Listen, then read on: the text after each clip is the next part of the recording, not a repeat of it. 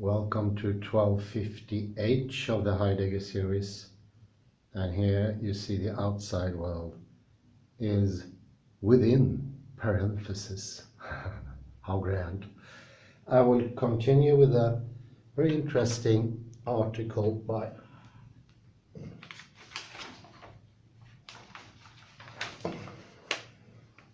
Robert Grant Williams, Reading the Parenthesis. And I will continue where I left off at 1253. This is a bit of a jump. There will be links in this description so you can jump smoothly. The penultimate quotation in this series is none other than a line from Tristram Shandy, although it is most assuredly not our epigraph. However, at a glance, the reader may jump to conclusions. Unlike the quotation from Gaius, whose eclipses indicates missing sections of the sentence, the quotation from Tristram Shandy has undergone editing without any notification to the reader. The phenomenon had not been worth a parenthesis.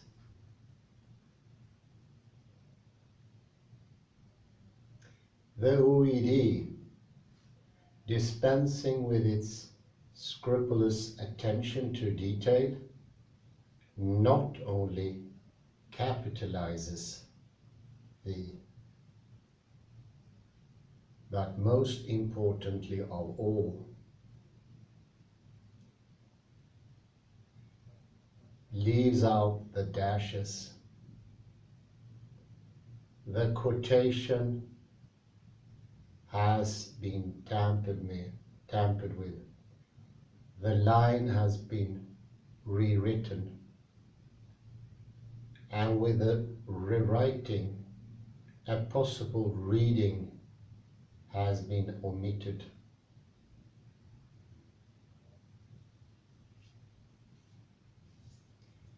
The OED retains the denunciation of the parenthesis, but represses the parenthesis as such. On the authority of the OED, the 17th, 18th, and 19th centuries, as represented by the quotations, disparage the parenthesis as if its inferiority were a constant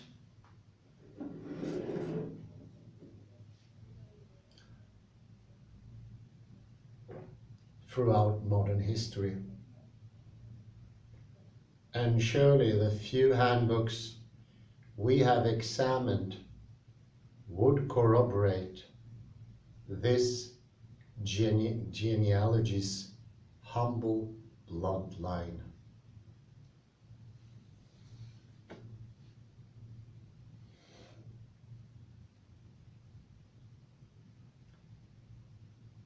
But where the OED goes one step further and brings the story of the insignificant parenthesis to its compelling finale, is precisely in the act of transcription, rewriting the line from Tristram Shandy executes the OED's overall judgment of the parenthesis and of literature too.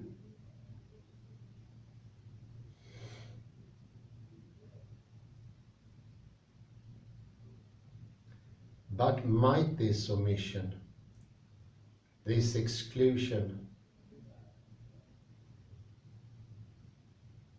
this barring expose a linguistic complex or phobia, a fear of the parenthesis, even a fear of literature?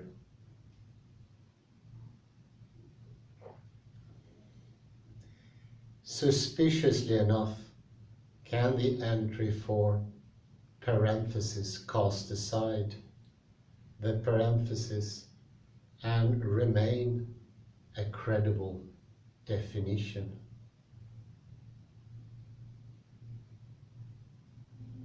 If it can remain a definition, does it not cast itself aside? What does the OED suggest without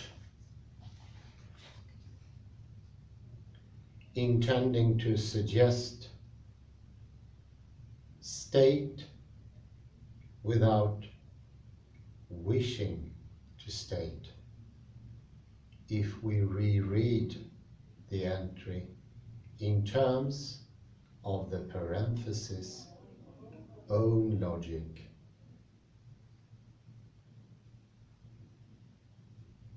But first, where is such a logic found?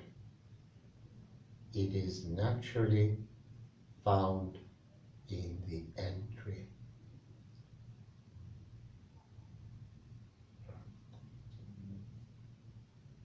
A semantic Möbius strip, enclosed in brackets.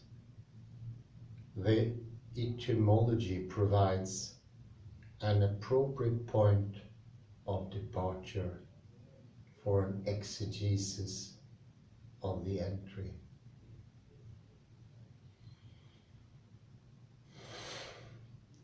In Greek, parenthesis means to place in beside, an expression of relation subject to valorization according to the reader's concept of the preposition. With regard to this definition, the entry's construction opens itself up to an entirely different reading from the one the OED's introduction endorses.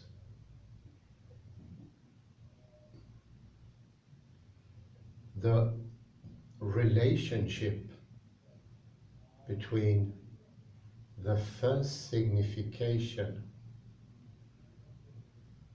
and its subsequent quotations, or should we say, the relationship between the series of quotations and its preceding definition, raises the question of which passage appeared first on the page. Which passage is placed in beside the other, serving the latter as mere adjuncts? Although neither passage is framed in parenthetical punctuation marks, the etymology does not indicate that the passage requires a certain kind of punctuation punctuation in order for it to qualify as a parenthesis.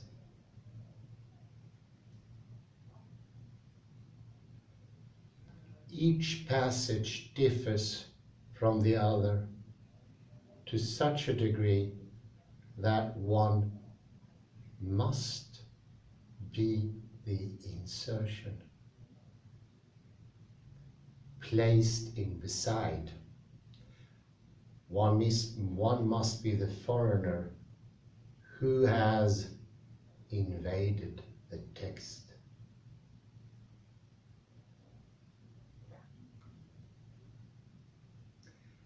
Undoubtedly, the definition holds no grammatical connection to the set of quotation. Each quotation, a full sentence, is a member of an overall set or list, whereas the signification, not even a clause, is only an extended phrase.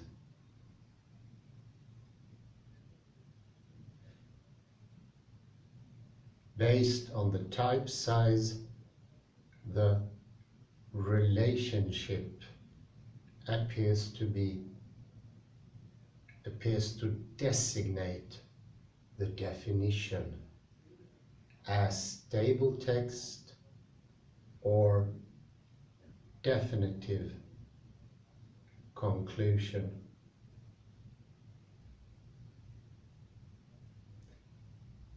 But based on a passage length, it appears to favor the quotations.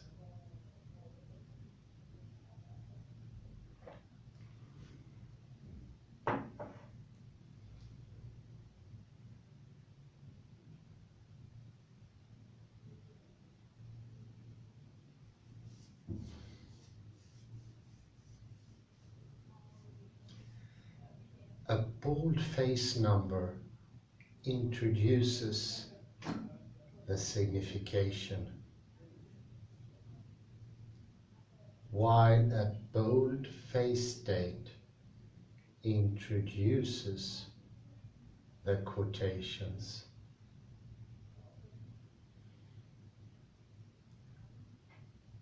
Our decision may take into account the introductory numbers,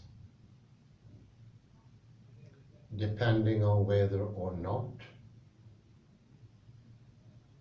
the historical order carries more value than the numerical order of lexicography.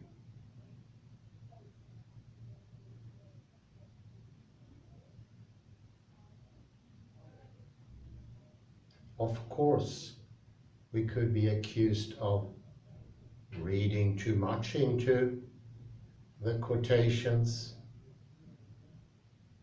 of not separating the definition of the denotation from the definition of the connotation.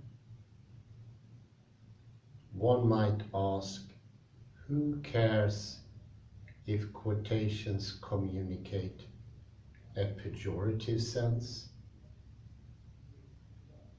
because their function is solely to employ the word in a sentence.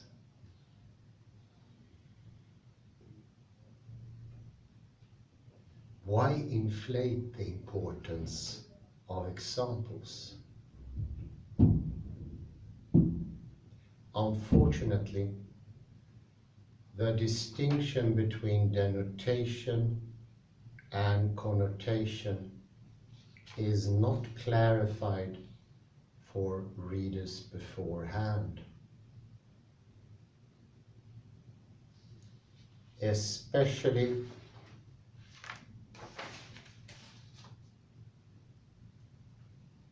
when we consider that the OED is quite capable of fabricating its significations out of the very quotations which strike us as so pejorative.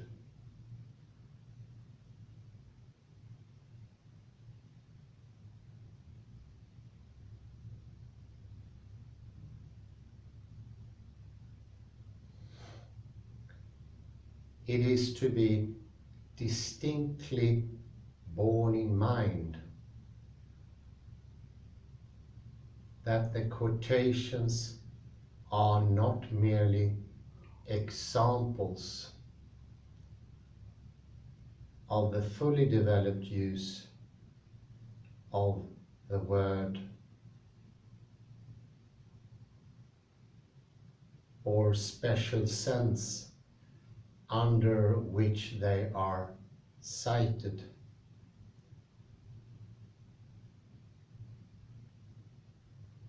They have also to illustrate its origin.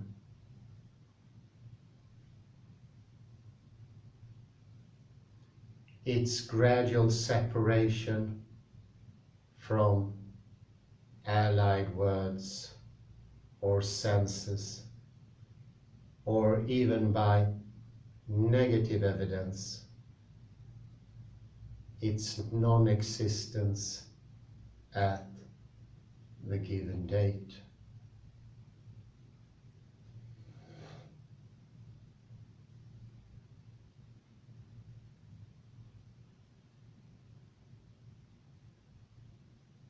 Reading an entry for its denotative meaning and then for its connotative meaning becomes an entangled activity. For is the OED only a collection of significations attended by accessory quotations, or is it a collection of quotations attended by accessory significations?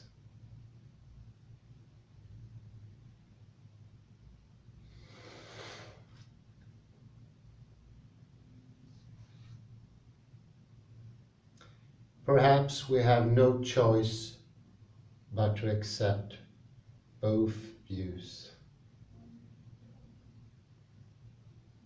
The examples are derived from definitions, and the definitions are derived from the examples. Otherwise, our exegesis will never get underway.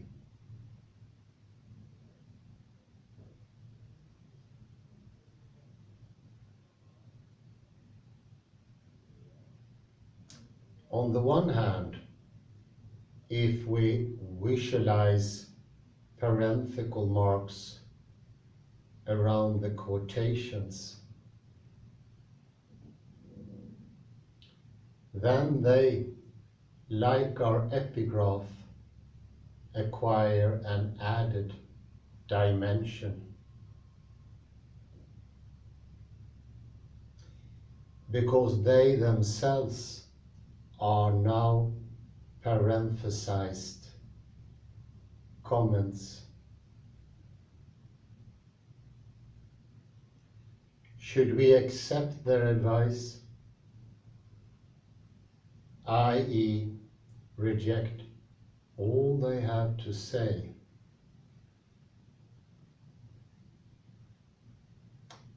Since the authority with which they posit their claims undermines itself, since they deem themselves inconvenient, worthless, illegible, what they actually maintain consolidates opposing positions. They express the inconvenient, the worthless, the illegible in the form of the inconvenient, the worthless, the illegible. That is with the parenthesis.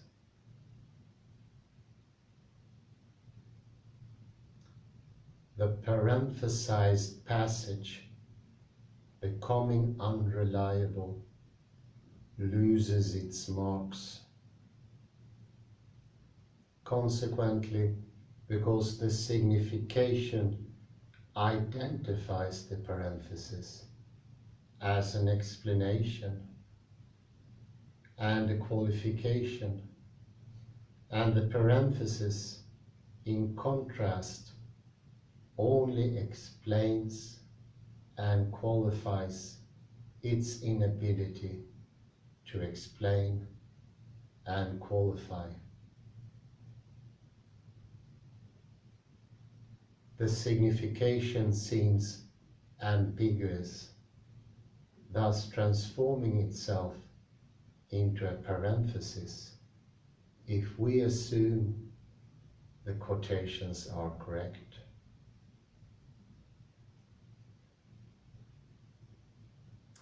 On the other hand, if we initially visualize the parenthetical marks around the signification, now the quotations,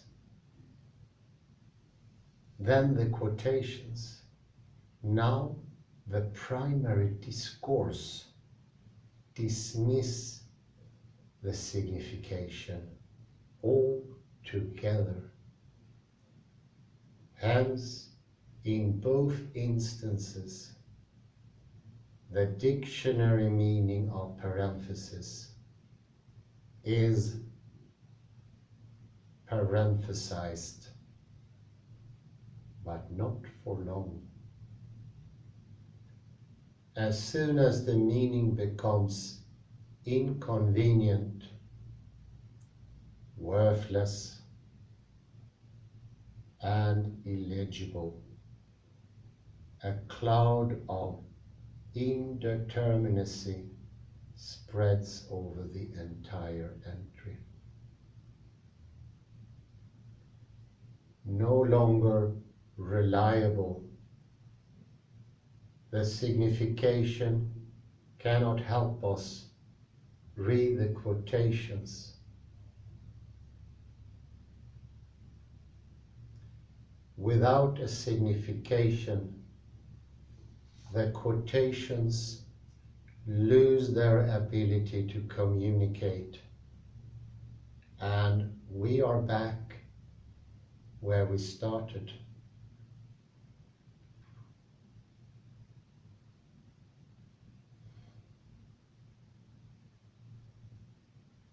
Each time the reader designates one type of discourse as superior to the other becomes superior, and these values dissolve in order to communicate the worthlessness of the parenthesis.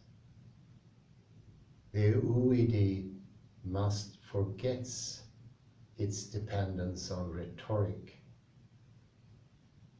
and parenthesize place in beside.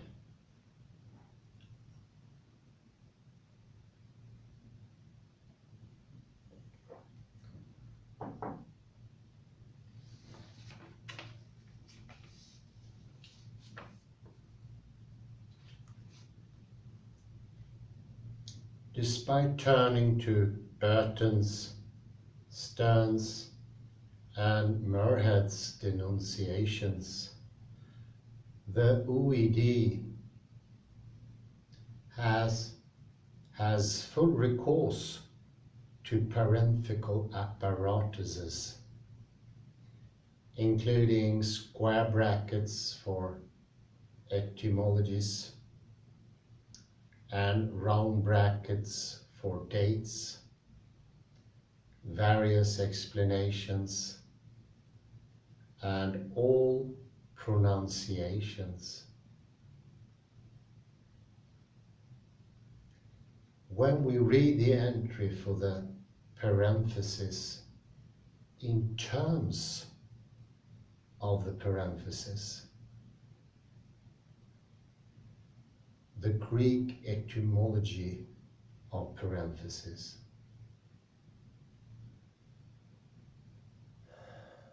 we do not know whether or not to place the signification of parenthesis within parenthetical marks, which is to say that we do not know how to define the parenthesis. It lacks a stable position.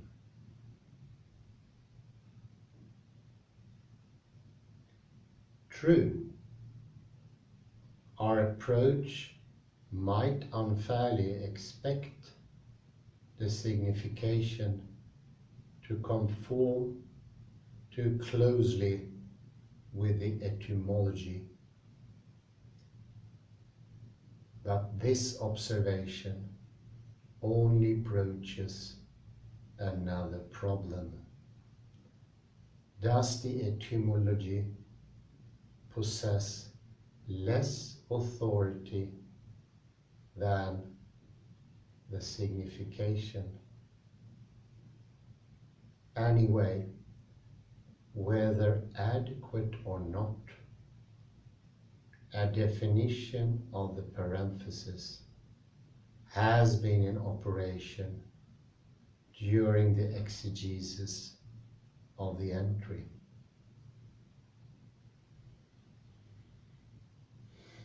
It more or less has signified a second-order discourse, which may or may not have parenthetical marks setting it off from the text. But this provisional meaning hardly exhausts the possibilities. For according to the OED, parenthesis also signifies an interval, an interlude, a hiatus, a grammatical or rhetorical figure, and more commonly, the upright curves collectively used to include words parenthetically.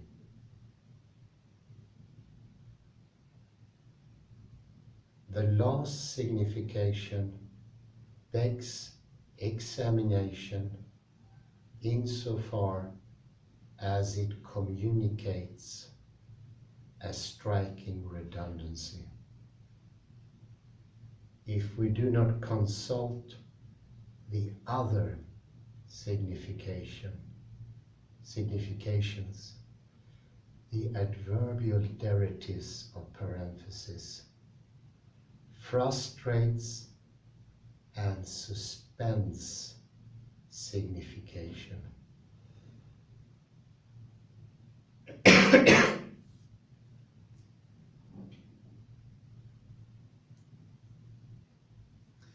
Drawing us into an infinite loop, a kind of semantic Möbius strip.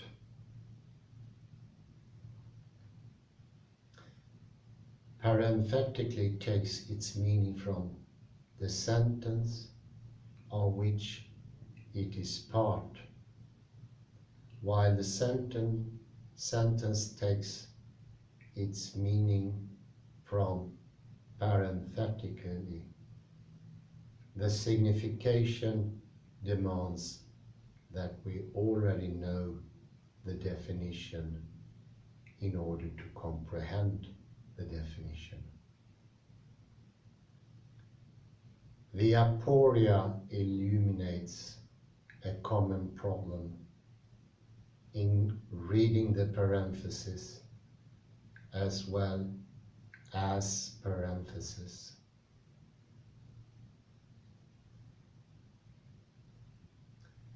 Does the word signify just a certain kind of punctuation mark, or the text which the marks bound, or both marks and text, or simply a digression with or without marks?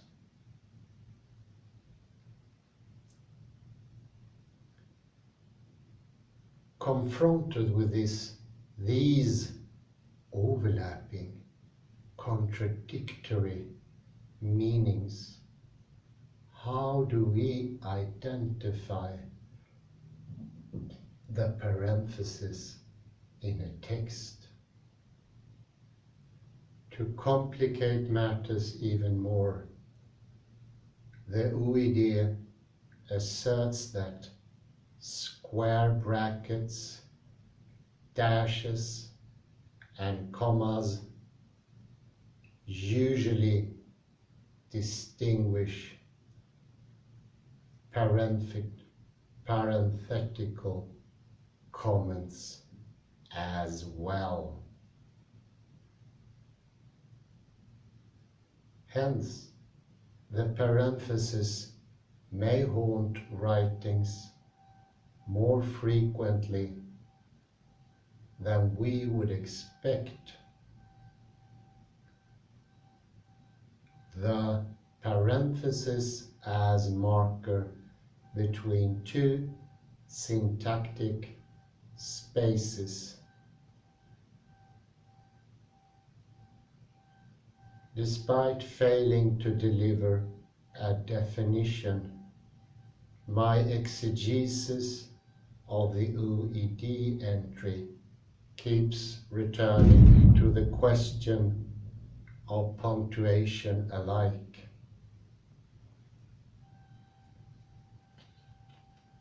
Unlike other rhetorical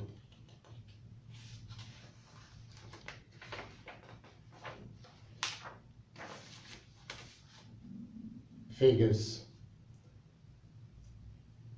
the parenthesis is the only one associated with its own diacritical mark.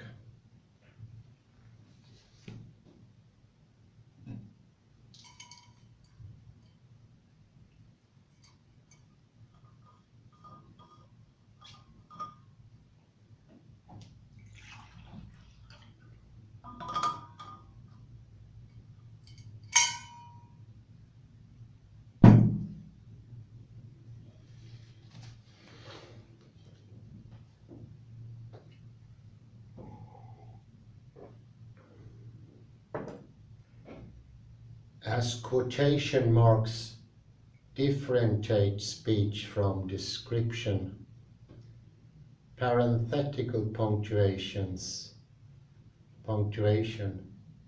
forms a boundary between two types of discourse. Whether square brackets, dashes, commas, or round brackets, these diacritical marks implicate themselves in the meaning of the divided passage.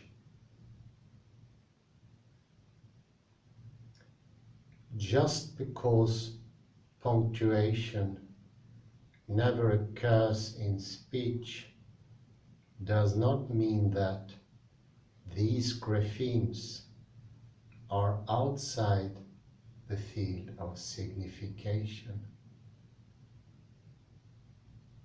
The signs in and around the parenthetical mark depend on it for their meaning, and conversely, the parenthetical mark, like a linguistic sign, depends on the adjoining signs for its meaning.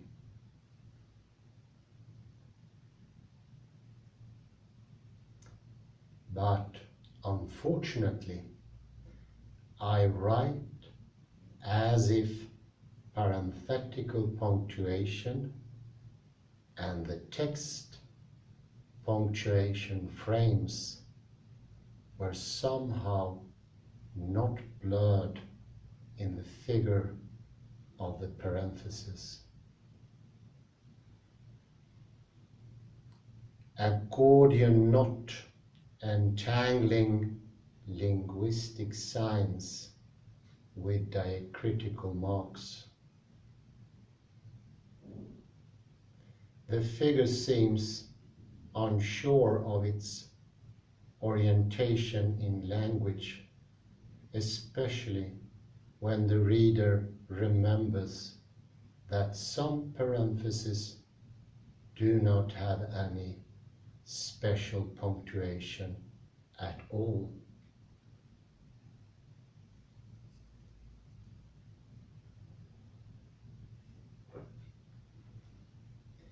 Maybe in seeking to define the elusive boundaries of the parenthesis, we should, for the sake of clarity, concentrate on the text within round brackets and analyze not the OED's entry, but rather an instance of the phenomenon as it occurs in literature. Let us examine the difference between parenthetical and primary discourse in the hopes of adding a polemical footnote to the dismissive, deprecating history of the parenthesis.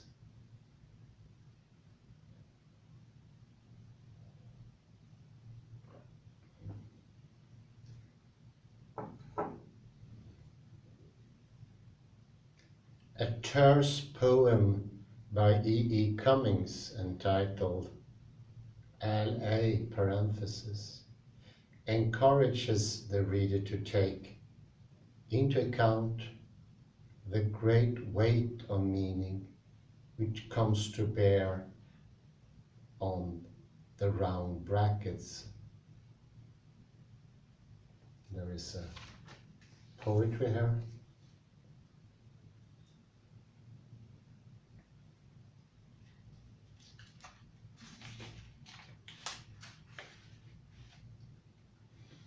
Departing from typical grammatical usage, which inserts parenthetical comments in the gap between words,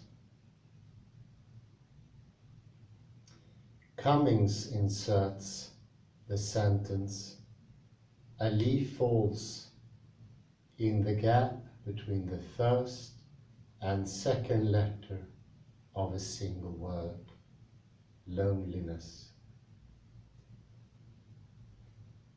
Yet despite the unusual spacing and the vertical arrangement of its letter,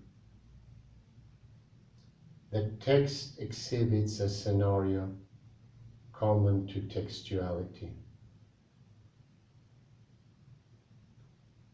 Just as the period demarcates the termination of a sentence and quotation marks differentiate dialogue from narrated text.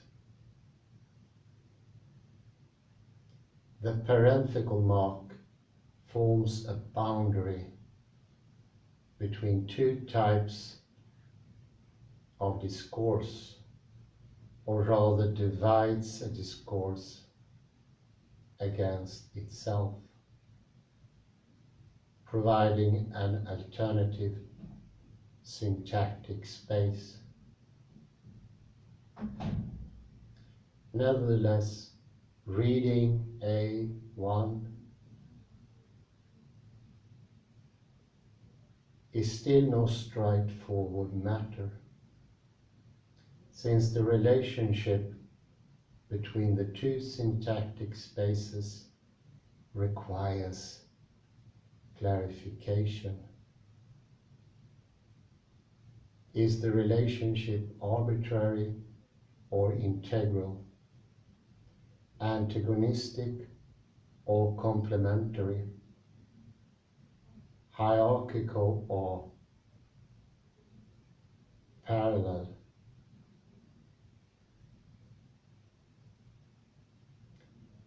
In order to clarify the way in which the two spaces interact,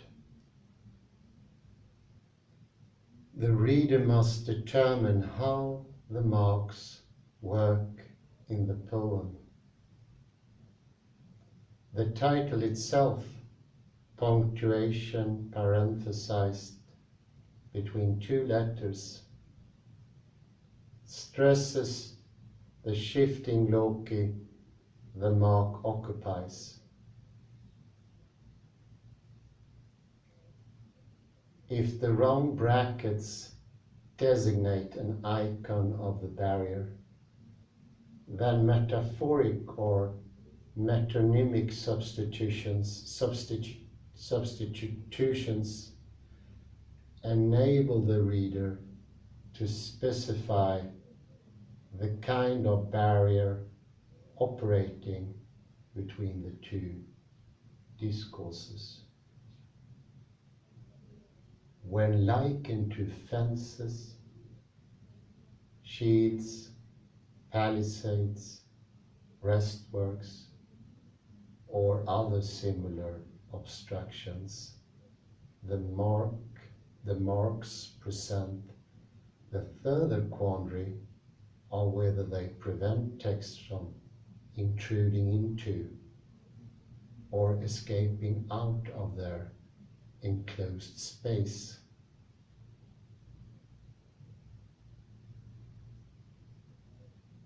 Fortifications surround prisons as well as strongholds.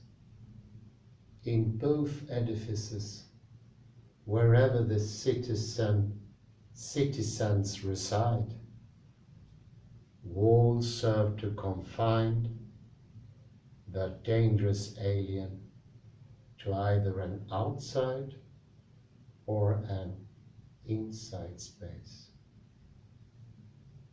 Therefore are the marks bastions, which creates a sanctuary for a parenthesized comment under siege,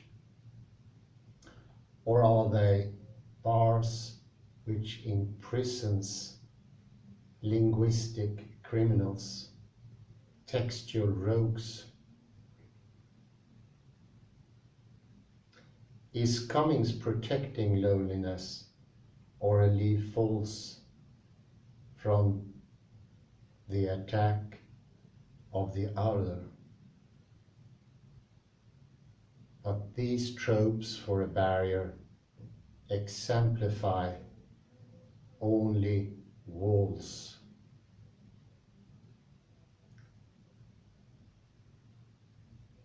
Far from obstructions in the tangible sense, partitions, screens, and curtains also qualify as barriers,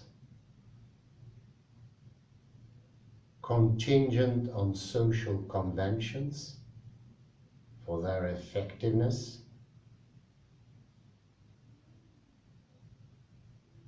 bed curtains, shower partitions, and dressing screens do not repel physical force, but visual intrusion.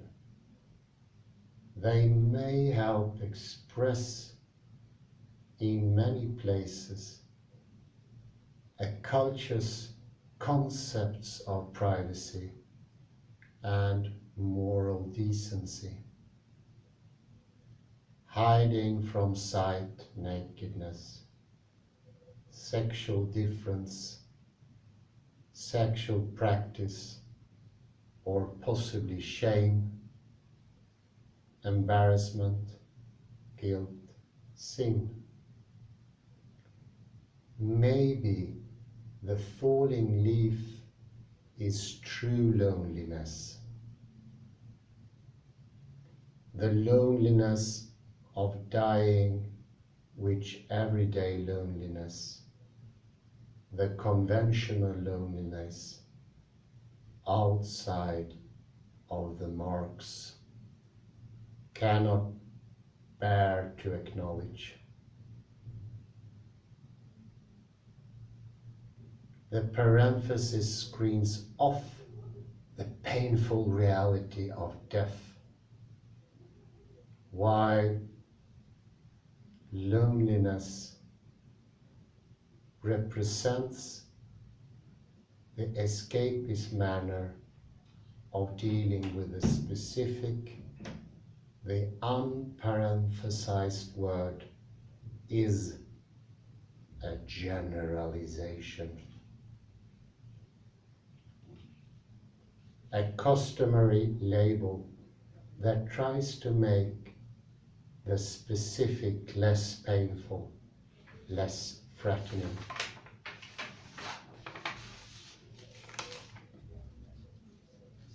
To this kind of barrier,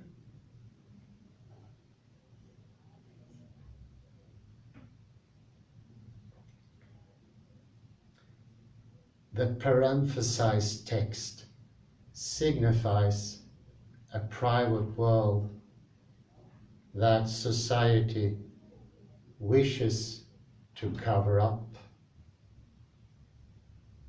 a veil masking an Arab woman's femininity. To tear off the veil, to push over the dressing screen, to pull back the bed curtain would be to transgress the moral or social code. To take away the round brackets would be to taint the righteousness and purity of the primary text. In contrast, the reader may easily reverse the values in law by changing the trope of the barrier ever so slightly.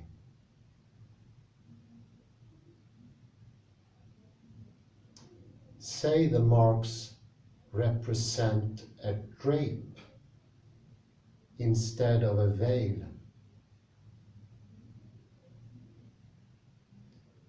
In Solomon's temple, the Holy of Holies is hidden by a sanctified curtain.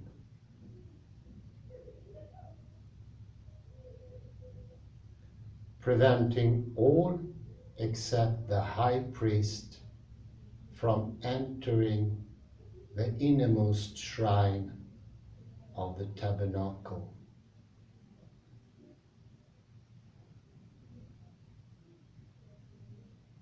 This barrier preserves the Ark of the Covenant from the eyes of sinners.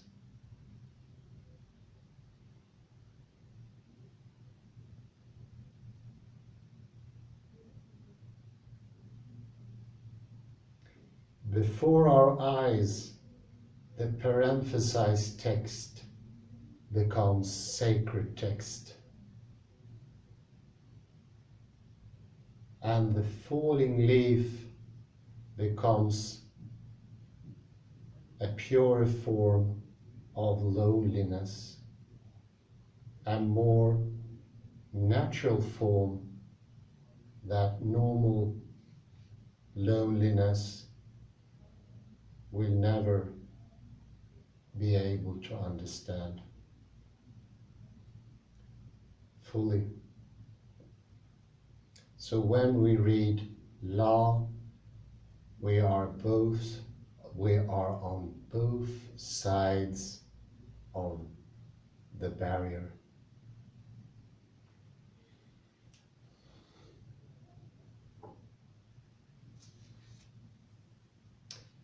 Unlike the OED entry, which attempts to hypostasize the parenthesis as an interruptive space,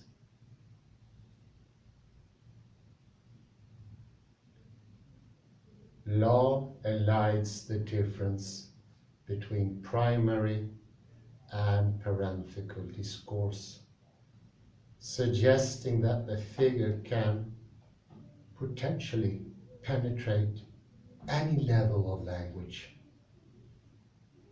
No self-presumed linguistic entity can escape the possibility of yielding another syntactic space, even within the isolated sign loneliness. The parenthesis makes its presence known. Opposed to the handbook's monological denunciations, literature dismantles the assumption that the parenthesis only belongs under the rubric of accessory, a scheme or figure of speech which exists outside a text's signifying practices. By not privileging one space over another, the exegesis of law opens up the domain of parenthesis to all of textuality, and reveals that whenever a discourse is placed in beside, a search for a proper discourse begins. Neither a syntactic nor a grammatical schemate.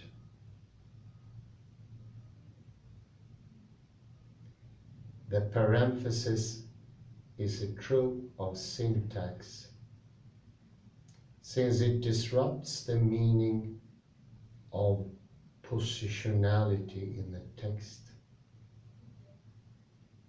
It turns the text inside out, outside in and around itself,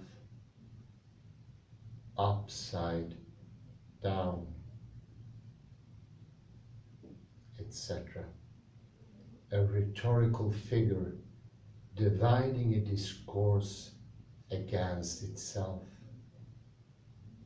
The trope of the parenthesis establishes an alternative syntactic space whose position forces the reader to consider its relationship with properly grammatical syntactic space,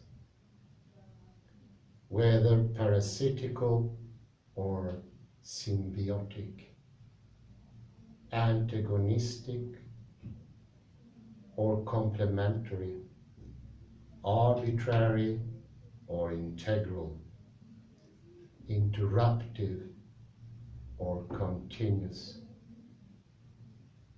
imitative or innotative.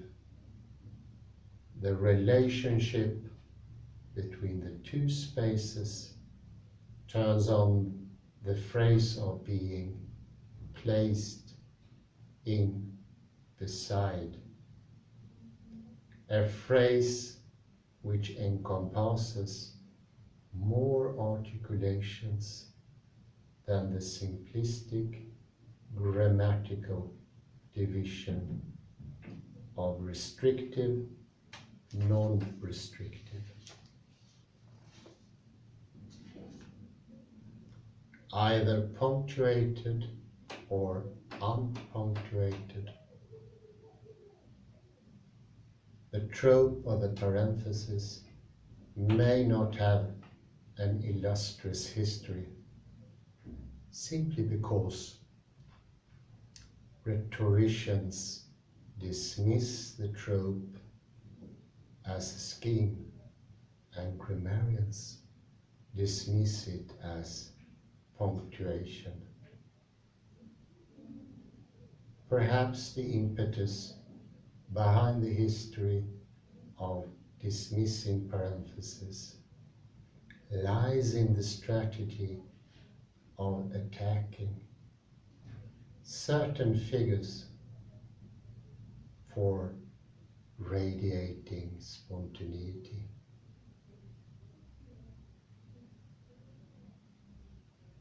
A freedom to digress from the matter at hand.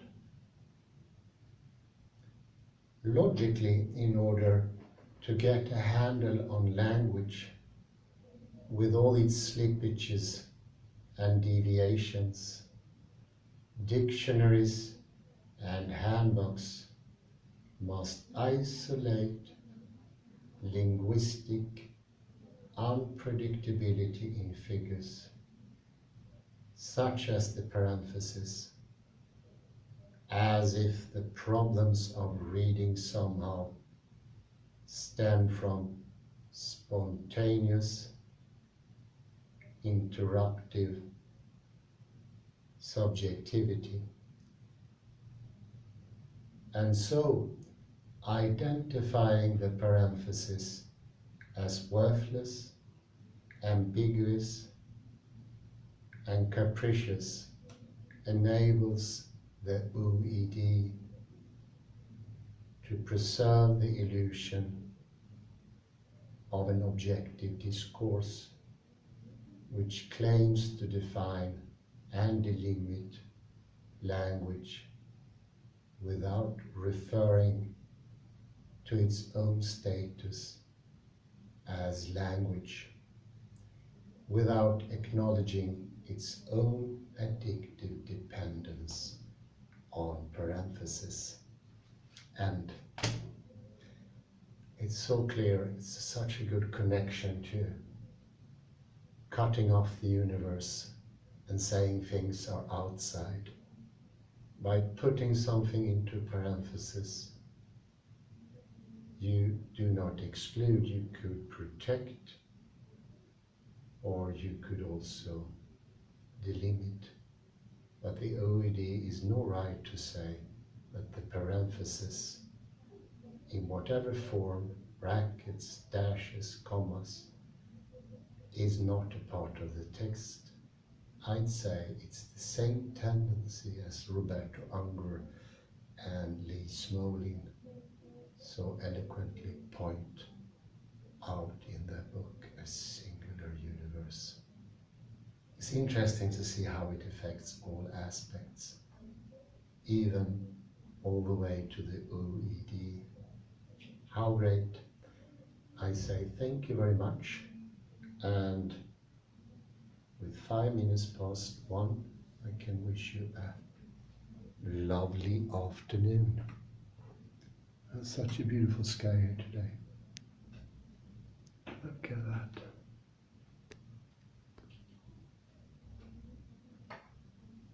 It's just amazing.